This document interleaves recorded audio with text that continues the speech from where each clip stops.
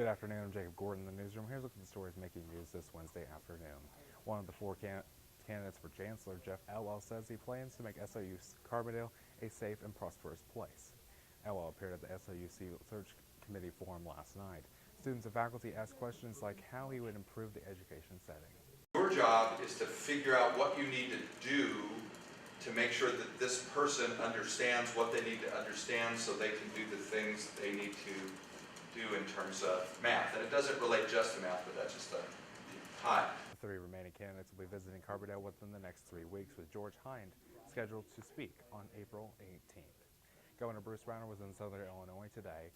He says that the two-day trip across Illinois has nothing to do with the election, even though it's being paid for out of his campaign fund. Republicans' tour comes several weeks after Democrats announced that they are running for governor in 2018. Rauner refused to say he's running for re-election, saying it would be discussed later on. He insists the tour is simply communication with the people of Illinois. 185 Carroll families are upset with federal housing officials after learning that they'll be forced to relocate from the public housing developments. The U.S. Department of Housing and Urban Development took over the local housing authority last year, after years of discriminatory practices and mismanagement, including poor heating and mold problems. HUD officials have said that they'll provide vouchers and fund moving expenses, that they'll be starting moving people in May. House Minority Leader Nancy Pelosi has called for the firing of White House Press Secretary Sean Spicer. Pelosi said that Spicer downplayed the horror of the Holocaust by suggesting that Adolf Hitler did not use poison gas on his own people. Spicer apologized later on, saying that he was not trying to dismiss the Holocaust.